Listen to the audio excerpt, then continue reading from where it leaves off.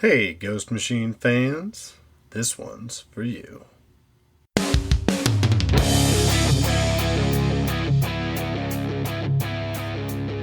Welcome to episode 14 of the Ghost Machine Fans Podcast.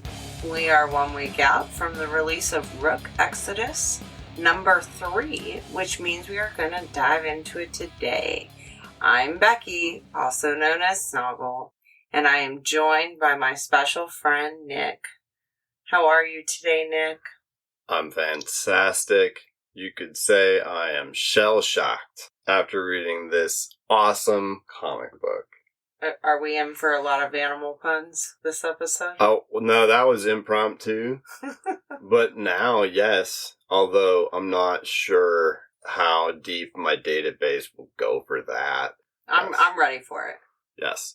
I'm super excited to talk about this book. This series continues to be my favorite of the 3 ongoing series. And I've said it a few times before, Jason Fabok, I have a bone to pick with you because you make me betray the unnamed. Because the whole reason that I really got into the Ghost Machine is because of that shared universe. But I really, really am enjoying these Rook Exodus books. They are super awesome. When I say it's my favorite, though, that's like 2 A's and an A+. It's not like the other books don't get an enormous amount of love from me. My favorite changes every single week. Yeah. Last week, Geiger was my favorite. Mm-hmm.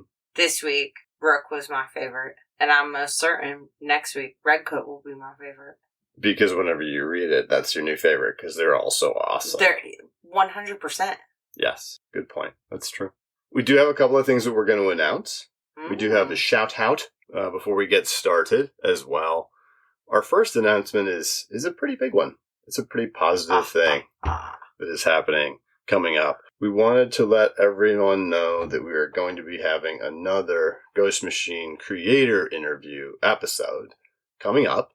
So this episode will air on July 3rd, 2024. And 1 week from... Marca, yeah. 1 day before, July 4th. Our episode after that, which will air on July 10th, is going to feature an interview with Mr. Brian Hitch of Redcoat fame. He's the co-creator of Redcoat, and he is the artist and penciler on Redcoat. And we are absolutely ecstatic that we're going to be having the opportunity to interview Brian. What do you think of that, Snoggle? I am ridiculously excited. I think it's going to be a really good time. Yeah, I'm very, very excited about it. He's someone I've admired for actual decades, plural. So that's pretty awesome. Very, very excited to have the opportunity to be able to do that.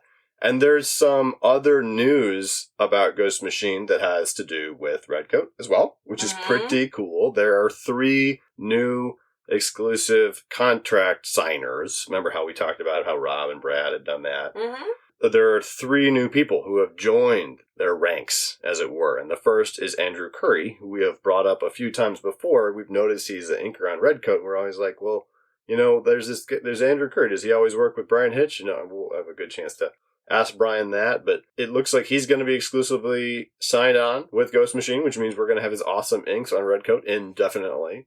And then Danny Mickey.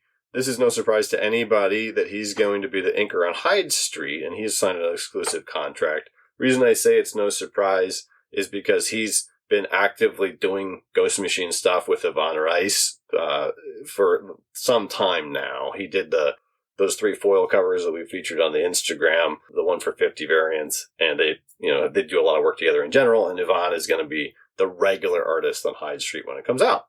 And there's also someone named Steve Blackwell. He's the new designer for Ghost Machine Publishing, and he's another exclusive person who has signed up. So they are growing. Yay! That's good. You know, that's good. Let's go. Let's do this. Yeah. Let's go. Yeah. Yeah, brother. And our shout out this week is to another member of the Facebook group. And he's not Cincinnati local, but he's local to this part of Ohio. Ohio? Yeah. His name is Mr. Tanner Fetz. You gotta check his Instagram out. It's one size fets them all, something like that. It's a funny that one. is so funny. Yeah, go Tanner, go. There you go. Tanner has been a contributor on the Facebook page since I've been in there. He's very, very active. he's really well known for having an exemplary collection of Ghost Machine original art. Like, he even has the original of Redcoat #1's third printing that Brian Hitch did, and it's super cool. So he's got a lot of really neat stuff. He collects a lot of that. But he's also one of the admins in the Facebook group. He's super helpful. He's great at keeping everything positive and stuff like that. So big shout out to Tanner. It's been a long time coming, buddy. Thanks for listening to every episode and supporting us as much as you do. All right, now we're talking about Rook Exodus #3, which came out a week ago today. We do want to give a quick reminder that we are going to talk about every single thing that happens in this book. And there is a lot of really cool, unexpected stuff that happens in this book. So if you have not read this book, what should these fine listeners do, Snoggle? Pause, and then, run to your local comic book store, pick it up, or get on Hoopla. And rent it. Or rent it, you know what I mean. Borrow it from the Hoopla library. With your public library card, which you can get at no cost. Oh, goodness. So here we go. No, it's really cool. I have done the Hoopla. You can also get it, obviously, on Comixology if for whatever reason you want to own it permanently. But on Hoopla, you get to borrow it for 22 days, which I think is really cool. Now, let's give a quick reminder of our creator lineup. You know what I was thinking the other day is that in the fall and the winter of this year, when more of these books come out, we're going to have an actual to take a moment every time and remind everybody who the creators are on these books, because it's not going to be the same handful of people every time with how many are coming out. So your creator lineup this time is Jeff Johns and Jason Fabach at the helm. They're creators. As we know, the majority of the writing is done by Jeff in terms of the actual story on the page, and Jason does the majority of the penciling. But as we know a great deal about Ghost Machine creators, they do things collaboratively. So there's a lot of those two people working together. Also, friend of the show, Brad Anderson, did the colors on this one, and they are mind-blowing. Rob Lee, he did the letters, and he is our who? He's our king of letters. This one did have two different covers. As has been the case with the other ones so far, there's a cover that had the characters on it. This one's pretty intense. I'd like to hear your feedback about this cover before we really go on. And then the second one was a profile of Direwolf, just like her head, which has been a common thing. That's the one that's the C cover and the B cover, and the C cover is the foil one. So, but this is intense. This reminds me of somebody being plugged into the Matrix. Ghost Machine fans, we're talking about the A cover, which has Rook with his helmet on, and he's got these 4 cords or tubes just hooked into him. I mean, I was really excited to see the new animals that are about to enter into our realm. But also, I mean, let's not forget that we have turtles now that have machinery, and they are war turtles. They are, though. You're talking about on the bottom of this page, there's a turtle warden. And then these 2 massive turtles with massive aircraft carrier-sized blaster guns on them. Battle turtles. Yeah, it's awesome. 1980-something, there was a toy, and it was them. I guarantee it. I remember Dino Riders, things like that. It was very similar. But he's hooked up to something, and I think that's because at the end of the last one, they left it off by saying that next time they were going to connect to the wildlife grid or figure out more about the wildlife grid. So it's got to be something to do with that, right? Mm-hmm. All right. Take us into this one. It starts with Welcome to the Circus, which is irony at best. And it's a rundown little boardwalk area where they're going to a riverboat casino. And they're about to take that boat and go somewhere. Well, and you said it's a circus. So he mentioned that this is something that was created by the Better World Corporation to be like a boardwalk or whatever, like a fake fun place. And it's kind of ironic because it's it's not that, to your point, right? And they're there because they need to be able to triangulate in order to connect to this grid, but they need a third helmet to do it, right? Mm-hmm. And so are they looking, they're looking Well, first... They're for a boat that can take them to a place where they know there are more people with helmets. Or at least one. Yeah, I mean, they specifically are going to steal that casino boat. Yes. Which is kind of fun. The casino, it is funny. So there is something that comes up in these pages that's significant. A question of ours has sadly, I guess multiple questions have been answered. You know, there's still this part in my soul that when she says Ursa already killed him, I just like, what if she's speaking metaphorically, man? I know she's probably not. But she does say, essentially, her father is killed. Well, when we get to the wall later where the heads are, if the wild dog is not there, then maybe the wild dog is like in service to the bear guy somehow, and that like it's an Anakin killed Vader thing, or what, or vice versa. It's a Vader killed Anakin thing, or whatever. But we're talking about Ghost Machine fans is Rook says, are we going to go meet your father at the grid? Because they're taking a boat. They need to take a boat to be able to get to the grid. And she takes her helmet off. And then we hear that super cool again. Canis Lupus, disconnected. And she says, Ursa already killed him. And then a little bit later, in his internal monologue, Rook explains that Donica's father was named Bloodhound and was the warden of the wild dogs. He only had met him one time and apparently acknowledged me. He is more interested in his dogs than people. Okay, whatever. There's some insight there. So the impression is we don't think Ursa is her dad for any reason, but either you he's... Don't. So maybe... Ursa, we do know that Ursa took the helmet from the other bear guy. That's true. You know, That's very true. It would have to be like her dad, if she means that Ursa killed him or whatever, like that the Bloodhound guy became Ursa, and that's the twist or whatever. Something I found surprising here is like when they're leaving to get on this boat to go find like obviously their third person. It's odd to me that she leaves her wolves. Like they could have came on the boat. That is weird. Why do you think they do that? I have no idea. I don't like it. Well, do you think they could have taken the entire pack on the boat? I mean, I guess not. Because she does say, watch over the pack, Freya. Hey, what do you think of the name Freya? It reminds me of Game of Thrones. I believe it's like a typical Norse name. I think it's like a reference to like one of Odin's wolves. Or something like that. That makes sense. They have a lot of little nuggets like that. They get on the boat, they get out there, and then Rook reminds us that there's like a great couple of, just a real quick KAW from Rob, and you see some crows coming in, snagging some fish, and he's like, they're getting the fish in front of me because they know I'm hungry. They do that on purpose. And he's like bitter. So the tone is being set that he has a bad relationship with his animals.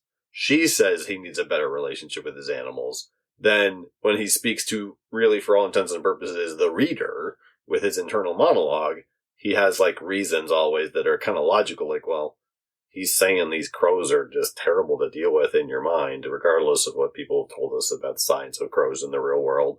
You know, when he reflects on swine, he even says, like, he slept with his pigs.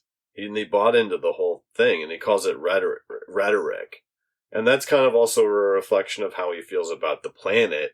And we now, as a result of where they go, begin to understand more about why some people would feel that the planet, quote unquote, can be saved.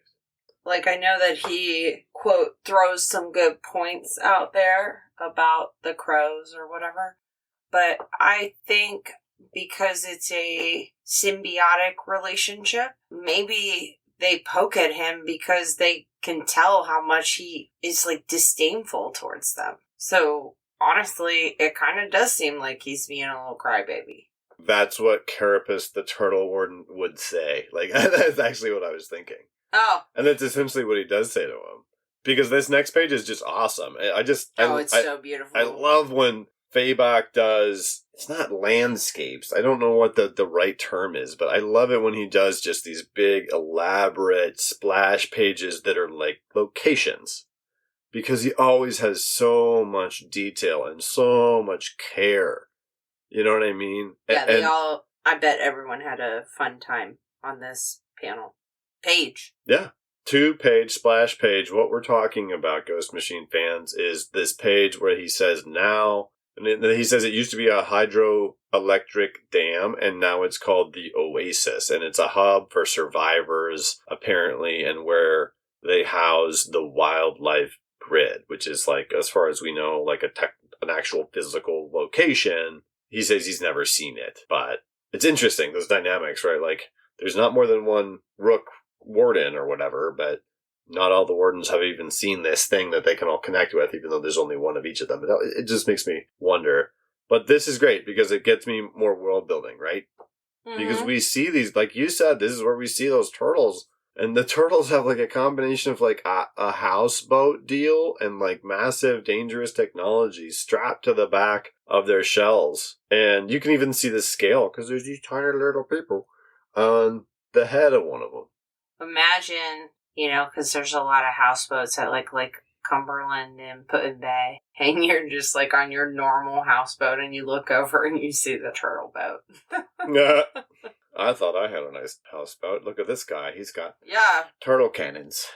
Yeah, that's it. It's crazy. I will say I love I don't even know what you call those, but the circles that like indicate the light. How Brad puts light in there. You see what I mean? Oh, for sure. It's the same thing. We've talked about it twice now. It's the ambulance lights, and it was something else that I can't remember now. It's just so pretty. It looks so good. I mean, very exciting. Well, and to his credit, the detail that Jason puts into this is so highlighted by the color. Without that, it would be so difficult to not really notice it as quickly as you can with the contrasts that Brad creates. It's just sweet. But he does say specifically, Rook does, the grid is a broadcasting orb responsible for connecting our helmets to the animals. But alongside the world engine, the grid is the most powerful piece of tech ever created. Now remember, the world engine, we learn more about that, and that is kind of the linchpin on, like, why is it logical that some people want to stay? Why is it logical that some people want to unite and fight and do something? It's because they think there's actually a scientific/technological solution to the problem. Well, and I mean, I find it really interesting that the corporation tried to take that technology, and the turtle warlord, I believe, turtle ward fought them. Right, because they say the corporation tried to take it with them, but one of the wardens went to war with them to keep it here. Yeah. But it's like, why would the corporation try to take it? It just doesn't make sense to me. I know they did, but it's like, why would you try to take that with you and not take some of the people who clearly wanted to leave? I would assume there's a financial component to that, like some reprehensible type of thing where like it cost them in this era of the future, like gajillion, zillions, or whatever. I don't even know the right number would be. One-way ticket. Sorry, we left y'all in this apocalypse. And what is neat is that leads us that it's one of those great things that only a comic book can do, because the artist and the writer decided, hey, we want to make sure that we say this right before you turn the page, because when you turn the page, you're going to be like, oh, that's what he's talking about. When he says there's one warden that went to war to keep the world engine on this planet, the next page is Carapace, the turtle warden, and he is sweet. He is awesome, and he is very old. He is? 118 years old. And you don't get to see under his helmet, but they say literally under that helmet, that's how old it is. Rumor has it he was alive back when Earth still had the chance to save itself. And it's just like, woo, that's kind of interesting. More little nuggets of world building. I really thought his activation phrase, I guess you could call it, was interesting. Testudo connection reestablished.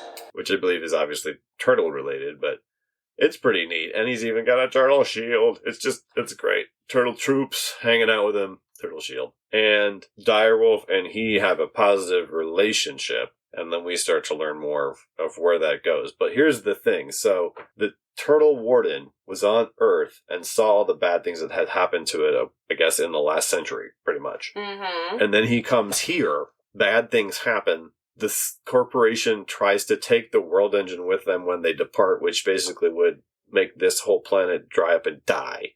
And he says he wants to get it, fix it, and use it. with the aid of the other wardens and other people that will follow them and unite them and stay on the planet. He has a logical reason to not want to go back to Earth, though. Mm-hmm. So that's kind of the thing about, we've had this thing of like, why does Rook want to go? Why is it so important? Like, he's even going to jump on a rocket literally alone type of thing. Like, why is it so important to him? Why can't he stay here? But we've also seen in like a lake dry up in an issue. The urgency of how long can this last, that is real. It just so happens that this is an area of the planet that hasn't been affected in that way. Mm-hmm. So it kind of makes you wonder, why do you want to go back to that Earth? Maybe he thinks there's nothing to be fixed. There's no way to actually fix it. No, why does Rook want to go back to the Earth? Correct. Maybe the one that they're on right now, there's, I guess I said Earth. Maybe there's no way to fix the current planet that they inhabit. Well, like, he just thinks it's a fool's errand. And that's his prerogative, right? It's just kind of negative. I'm not protective of my Rook. I just like his cool outfit. But yeah, there's holes to poke here. I think that's fine. But right away, I like how when they're coming up right away, he's like, he's a friend of yours, right? And she's like, yeah. But then the turtles are pointing the guns, and he's like, their guns are aimed at us. And she's like, not at me, dude. And then we do get like the whoosh. That's just cool. Which one? The whoosh. The water coming up over the deal because giant turtles rolling up on your gambling steamboat cause a bit of like a wake. Yeah, it's so cool. Beautiful. Yeah. Well done, Rob. Love it. And it's cool because that's another example of like that FWOOSH is moving. It's moving like water, right? Uh-huh. Yeah. It's really neat. And we get this really cool over the head view. And you know what this made me want on the next page? Did you see that where, like, we're talking Ghost Machine fans where it's beyond the dam, and there's, like, this city. Yeah. Like, this kind of canal-ish city, but then there's, like, several sections of it that are built out on the land as well. That made me want, like, a map of Exodus, of, like, known areas. It would be really cool if, like, as more of it was revealed, like, on the first page of the comic, every issue, there was, like, the map, and then maybe, like, every time we learn about a new one, more of the map pops up and we just know more about the planet, because there's a lot going on there. That's really cool. Now I'm really excited to know more about this community and the people that want to stay on this planet and why it's logical, and it's really neat. You know, this is a great scene. And of course, I like how, you know, he walks so slowly. I feel like I'm shuffling behind him. And I do find it interesting that the birds are consistently warning Rook about the turtle. They tell me to fly away from him. And they do that over and over again. And finally, like, they start to speak, and he goes, "You are Rook? This... ... is a disappointment."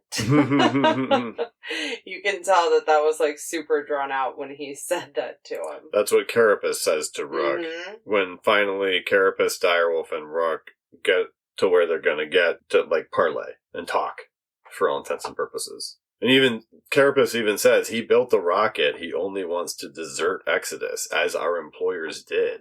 They would have left us with nothing, if not for the wardens like yourself and your father, who fought to protect and keep the grid. And he's saying, like, that grid allows us to sustain something. So this is what I find interesting. And this is where I go back to my, I don't know, something happened with her father. Because he's like, you can't be relied upon. You tried to leave us. You tried to desert us. You know, he's like, well, Ursa destroyed my rocket. He's like, so you seek revenge. And he calls him a selfish boy. So, no. This is the part I find interesting. So she stands up for him. And Carapace goes, do not let your feelings cloud your judgment. That was your father's problem. Harsh. And she says no more words about my father. Can you blame her? That's like below the belt. I know, but I'm just saying something happened with her dad. I'm telling, there's more to it. Yeah. I could be wrong. It made me think of when he said that when he had met him, that he was more interested in his dogs than people? Like, maybe in general it was an observation about him? Well, no, but, like, he also... So that's letting your feelings cloud your judgment. He forbade those two to, like, be a couple because it was against his rules and the rules that they set forth. So that doesn't, like, I don't know. Those lines of thinking don't really cross. There's more to this guy. I think he did something sneaky in the past. Her father? Yes, it will be revealed. Bloodhound, leader of the wild dogs. Yeah. Warden of the wild dogs. Not to be confused with someone else we're going to talk about here in a bit. Her father. No, yeah, right now we're talking about her father, whose name is Bloodhound. Correct. And who is the warden of the wild dogs. And as far as we know, he's either dead or he has somehow transformed into Ursa, and Direwolf refers to him as having been killed by Ursa. Which I'm giving it to you until we know for sure. At the same time, about them and their obvious they had a thing or whatever, I think there's a bit of that where she just literally, there's a reason they can't fraternize, and perhaps it's almost impossible because of their connection to the network. Yeah, that makes sense. And maybe that is just such a super bummer. But I have a feeling that before this part of the Exodus story is over, per se, that we will know more about about their intimacy or lack thereof in the past. And then we get clarity about why they want to go to the grid, right? Then she gets out her, like, Star Trek tricorder hologram thingy. Which is excellent. Yeah, it's fantastic. And you see the holograms of the animal heads starting to float around. And she says she wants to plug into the grid, send an SOS, and build an army. So she wants to unite the wardens, yes, and do that. Braveheart? No. No, I got what you were doing there. Oh, that's harsh. You should talk Wallace. about... There you William go. Wallace? Yeah. People used to think he was a lot cooler. Can you help me a little bit understand? Because she tells Carapace what she's doing, and he doesn't... You would think he would be like, all right, yeah, that's what I want to do. And instead he's like, you got to be careful because, like, a bunch of them are dead. And some of them that are alive, like, they won't answer. Kind of like your friend there, because I'm going to keep poking at your friend there, because I hate your friend there. But then she's also said that, like, the people she seeks out, their voices are quiet. So he's very much, like, trapped in his own bubble of defeatism. Yeah, I mean, there's probably at some point where he has tried to, but she even says it. Rook's like, this guy really doesn't like me. And she closes her little thing and she said, he's seen 2 worlds die. He's 118 years old. I am sure that dude is tired. He's just over it. He's like, come on, people. You can connect to animals and you have this ridiculously awesome power. And now we're going to let this other beautiful planet go to heck? Like, for why? That's how I view it. So yeah, I do think he's kind of stuck in his own area of defeat. But I can get it. Yeah. I think it certainly allows me to really enjoy a story. Expositioning, I guess, in this way. And 2 quick things. The page after she says he's seen 2 worlds die, where there's this buck in the woods, just amazing. Beautiful. All these different greens. It just made me want to go. The light shining through the trees. Yeah, I just want to go camping as soon as I saw it. What's funny is that one of the trees breaks when the buck runs away because something's coming, right? And it's the same sound that Junkyard Joe made when he broke a rifle. It's Kraatch. And I love that I pay that much attention to the letters now. That I remember that. I love it too. So why does that tree break, though? Because the arc, and you know what this reminds me of? Many things. Listeners, yes, but what does this ultimately remind you of? I have one. I think you're going to say an oversized version of the tumbler from Batman. No. Oh. Not at all. What is this? Straight up Fern Gully. Fern Gully? You don't remember in Fern Gully You're talking where it was about like the smog monster that was like, I love to destroy Fern Gully was a trip. First of all, Robin Williams was a bat, which was awesome. But they had a thing like this that was like destroying the forest. And It was like cutting down trees, and it was like a machine that essentially does kind of exist and is eating them. But there was like this smog villain. You remember that? I totally do now that you've described it. It was amazing. And I believe that James Cameron stole that whole idea and used it in Avatar. He watched Ferngully and he was like, you know what? There you go. So I could see a Tumblr. Yeah, well, that's just aesthetically. Ferngully. I didn't think I wasn't going to say Tumblr. I thought that's what you were going to say because we both like that series. But we're talking about another double-page spread. Jason Fabok, incredible detail everywhere. I will say this right now. I haven't talked to Jason, but I betcha he either loved Transformers or G.I. Joes as a child, because this thing, it just reminds me of like a massive vehicle. Like there's so much cool detail. Or he watched the cinematic masterpiece known as Ferngully.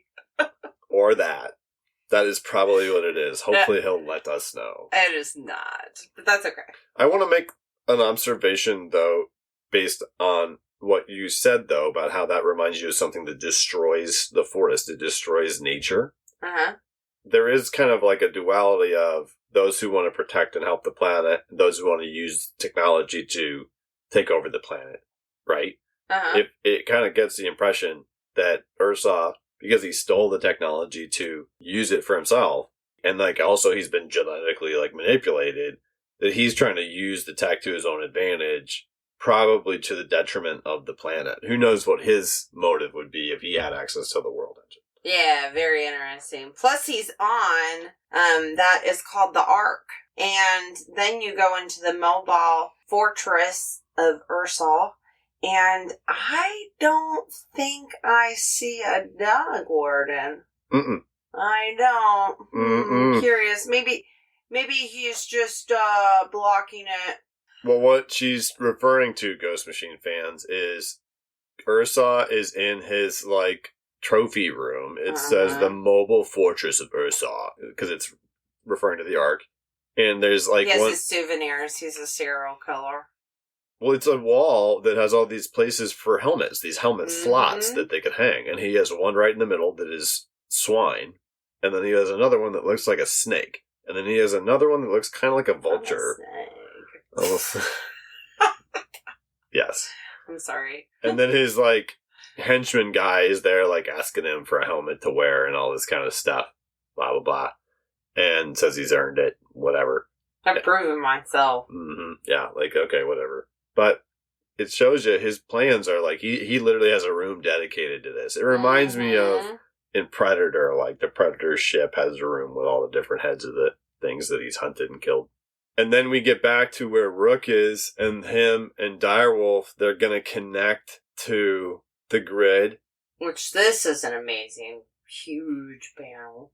Yeah, very Matrixy, right? In a cool way. In a cool way. I dig it. Like a tree, but a tree made out of cords. But there is some greenery there, too. No, I think this is awesome. And I even, like, I feel Rook here. He's like, is this safe?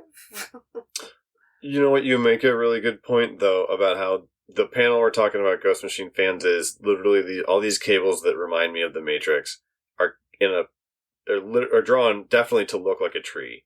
Mm-hmm. And then there are also like some green, there's like moss growing in through it. So we have one page, the previous page, where the bad guy is using a massive vehicle that destroys the forest just as he travels. He's using technology in that way.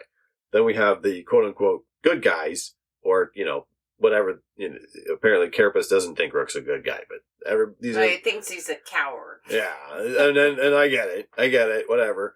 At the same time, this looks like a marriage of technology and nature for the better, right? And so that kind of shows the difference between these two factions. One is abusing nature for their own ends, selfishly, to kill all the others and take their power.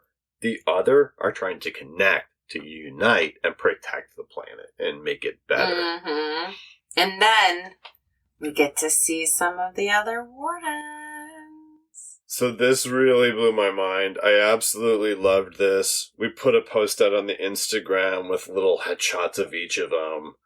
It's just awesome. So just to make sure everybody understands, they connect to the grid, and their message is presumably heard by all of these different people that are other wardens because they can hear it in their helmets through the grid.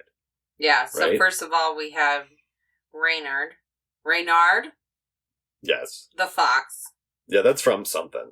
So cool. I do like Arachne, the spider, and like the letters here. It's like, oh my baby. It's like so creepy. Oh my babies. I know you're all hungry. I'm hungry too. I mean, it's creepy. He's just surrounded by his spiders. He definitely is. And but you're talking about the font is different. Oh yeah. And it's not just the font, it's the shape of the bubble.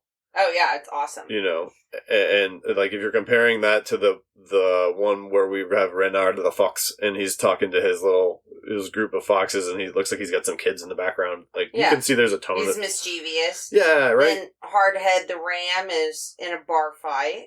Yep, literally with the assistance of 2 rams. Yeah. Which is funny. His font is different too. My personal favorite out of all the bunch is Stag the deer. And he looks like he speaks in Japanese or Chinese. I'm very sorry, I don't know which one. But it's interesting because Rook says some of them I can't understand. And if you go on the Facebook group, one of the fans on the Facebook group looked that up. Mm-hmm. And I believe it just means like, let's go, let's do it. Like it's like an affirmation. And I just love the aesthetic of this stag, dude. He's got this straight-edged ninja sword type deal. His helmet is red and he's in black. Like, yeah, obviously I like that kind of stuff. So it's pretty cool to me. I like that character. I'm excited to see that one a lot. And then I was surprised, like literally opposite the page of a ram, we have there's a goat. There's like, they're thoroughly checking the boxes of the horned creatures. I mean, they have the locusts too. So it's like, why did we need that? I think the locust is cool. I think it's awesome. Don't get me wrong. But, like, did we need... I guess it would be kind of advantageous to control the bugs on the planet as well. Oh, yeah. If there's a spider guy, right? But there is something really distinct about the locust. Because each of these panels that introduces each of these wardens says, like, Matterhorn, the goat, so Matterhorn's the name. Stag, the deer, so Stag is the name. Reynard, the fox, etc. The locust is just the locust. Yeah, which is super cool. And then, flip to the next page, and Darwol's like, more than even I was aware of, did Betterworld hide them from us? Why would they do that? Because then we get Tatanka? Yeah. Have you ever seen Maverick with Mel Gibson? Tatanka. Oh, yeah. The buffalo. Yep. Jackrabbit, the hare. Who we know was in training with Swine and Rook. Ooh, you know what? I thought you would find this exciting. Glacier, the polar bear. Yeah. He says, hello. I love that, but then I'm like, I mean, he better stay in cold weather. I mean, I guess. Vermin the rat. Very cool character. Cockwell the rooster. Stay away from my chickens. I'm going to kill you, whoever you are. Stay away from my chickens. Peter the mountain lion. And then the bear said, I see you too. I see your birds in the sky. And then we're all like, uh-oh. So this is cool, because we don't have some diagram of where they all are or whatever. Mm-hmm. It's just a comic book panel. From panel to panel, we jump from warden to warden, and then it finally finishes on Ursa, and they're like, oh wait, he's connected to this too. He can hear this too. That's the bad guy. And that's when Rook is like, shut it off, shut it off, shut it off. And we hear a bunch of his crows, like a lot of Rob's, KAWs. You know, we hear a lot of crows echoing his thoughts, essentially, in a way. And then she's like, Rook, what are you doing? And then you hear this interesting... Corvidae disconnected. Because he takes his helmet off, which I think is risky in the way that he did it. She seems like she's pretty worried about that. If you disconnect from the Matrix too fast. I do remember that was significant. You were not supposed to do that. That was not good when you did that in the Matrix. And he's like, but no, Ursa, he's here. He has come. He is here. And then you literally see...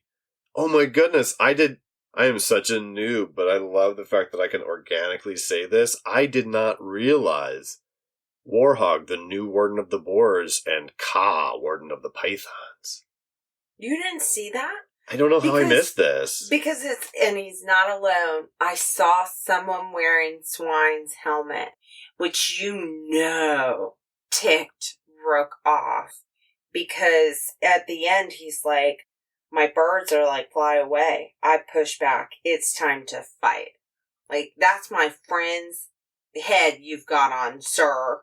I do find it interesting that, of course, the Python warden is a villain. Why? Snakes are obvious. Usually villainous, and, I mean, it's fine. She probably turned into a slimy character. I like her hair. She's got braids. For sure. Now, what's interesting about her is, if you recall, on his wall, there was a snake helmet and a swine helmet, and we think a vulture helmet. Yeah. So that makes you wonder, was she the original snake warden, and she pledged allegiance to him, and when they do that, they have to give up their helmet until he gets it back?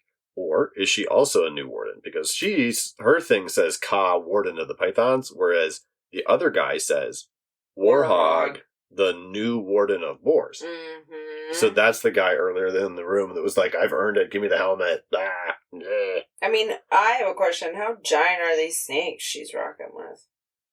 For now, it looks like they're just not that big because they're rolling around her. But if you look at the preview of the cover for issue 4, they look bigger. Yeah, it looks pretty frightening. Yeah, and what's that? And it says attack on the wildlife grid. That's what we get. So we know. Yeah, it looks sweet. It's cool because it's going to start right into like an epic fight, probably type of deal. Oh, absolutely. How does this rank for you on all the issues thus far for Rook Exodus? I mean, again, I feel pretty heavily that every single book I read makes me not be able to almost wait for the next one to come out. So I'm super excited for July.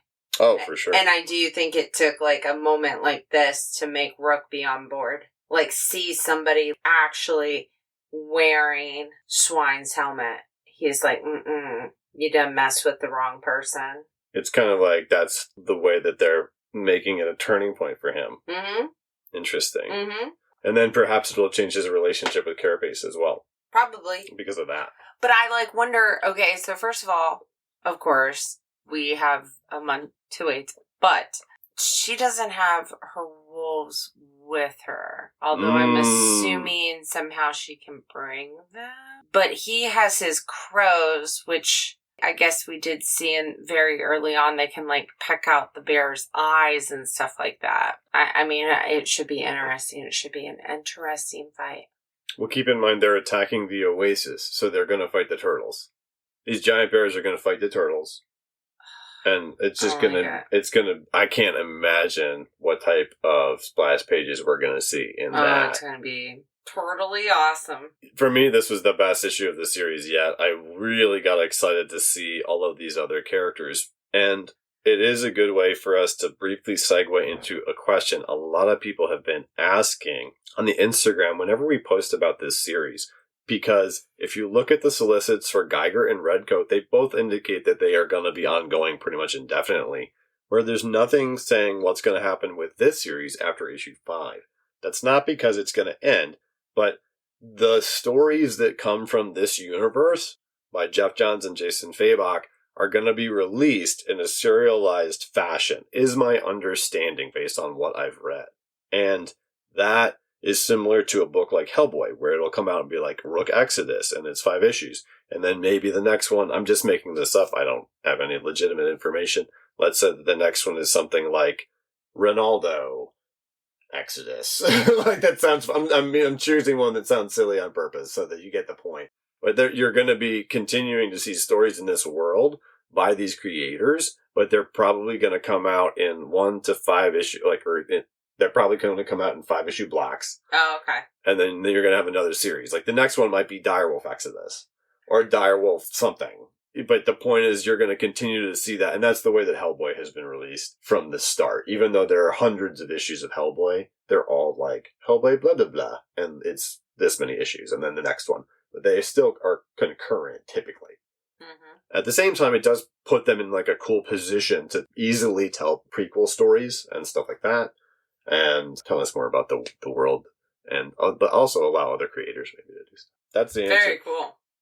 Speaking of questions, we have a listener mail question as well.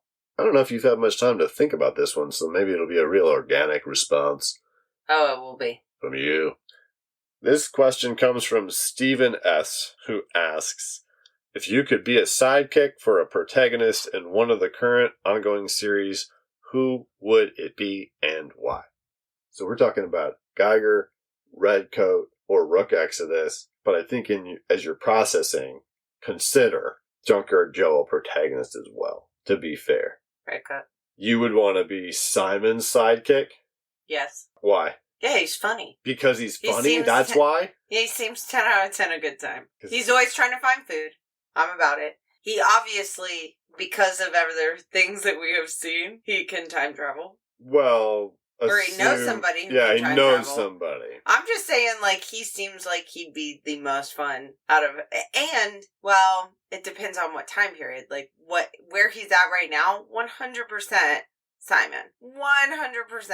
Oh, in that time period? Well, yeah, you think I want to be, like, having to wear a hazmat suit, walking around with Geiger? We both do share a love for reading. So that, he'd be a close second. But because you'd read a lot with Tariq? Is that what you did? Absolutely. Oh, okay. I'd be like, dude, I get it. But you'd have to eat beans. All the time. And, like, Rook, who knows how much longer that planet's going to be around. Mm-hmm. Junkyard Joe, as much as I love him, doesn't speak. So it's, I feel, and this might be controversial, I don't think there's any other answer. I think it has to be Simon. It has to be. Well, but what about the Founding Fathers cult that hunts him? Yeah, whatever. All this bad magic. That's he fine. Smells. That's fine. As well. Would you, if you were his sidekick, would you try to, like, get him organized? Would you, like, try to get him on a calendar and, like, a spreadsheet or something? Yeah. You would? Okay. It seems like he'd be the most fun to be around. Okay. It's a tough one for me, because I want to pull an audible and say the Northerner because he's a time traveler. But he's not really a protagonist, and I don't think that's what Steven meant. And that's the thing, it definitely would not be Tariq. Yeah. at all.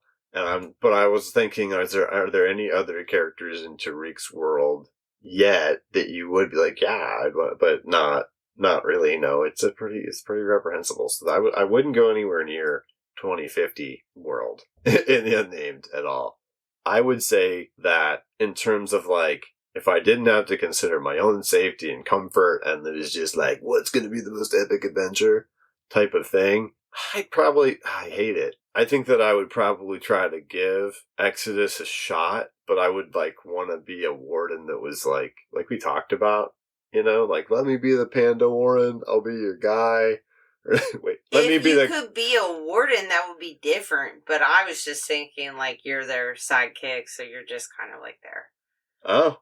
But if I was a sidekick warden, yeah, that'd be different. But then I would be the protagonist. Sorry, dude. Well, that's because... Me and my killer, my orcas. Exactly. I was going to say Captain Snoggle rides again. Here she comes. There you go. That's what it is. But it is Redcoat. I think for me, it would be to adventure in this... Like, if I could play one of these in a video game, it would be Rook Exodus. But if I'm going to pick which one to actually live... Probably the world of Redcoat. Also, because it's the one where we're seeing the most dynamic stuff. Like, we see tech and we see magic, and it's pretty... Mm-hmm. I like that. And it is the least dangerous. Mm-hmm. For sure. Despite the fact that they seem to be hunted by these National Lampoons-esque cultist dudes that are just kind of... I get a kick out of them, so... A week from when this episode releases will be July 10th. Mm-hmm. And that, we are not that deep diving into anything.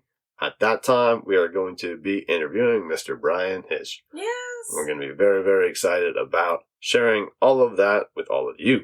And then afterwards, we're going to get to do Redcoat with our dear friend, Mike. Exactly. It is even more exciting. One episode after that, which will be the 17th. We will have Mike Schwartz, author of Armored, who we have had on the show before, with us for our deep dive into Redcoat number 3. So if you're a Redcoat fan, I think we're all Redcoat fans. Mm-hmm. Over the next 2 episodes after this one, It's going to be a lot of red coat.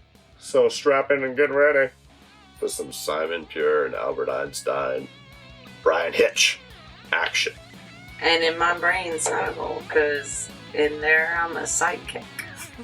Oh, yeah, because you're the third amigo between Simon, Albert, Snoggle. Yeah. There it is. Just hanging out with Albert. Should think... Yeah, giving him all the good ideas. that's what I'm saying. Every episode now, you're going to have to tell us, like, deeper into, like, the side saga of... You got to figure out how you fit into their world and why it's not in the comic, but you're still there and what you're doing. And let everybody know. You know what I'm doing? What are you doing? I'm, mending his coat. That's hilarious. We may be asking a question about that here in a week. I love it. I love it. Snoggle, do you have anything else for the episode? I don't. We got some exciting stuff coming up in July, so I'm just waiting for the next episode and the next book to come out. Yep. Awesome. Well, thanks so much for joining us tonight on the Ghost Machine Fans Podcast. Okay.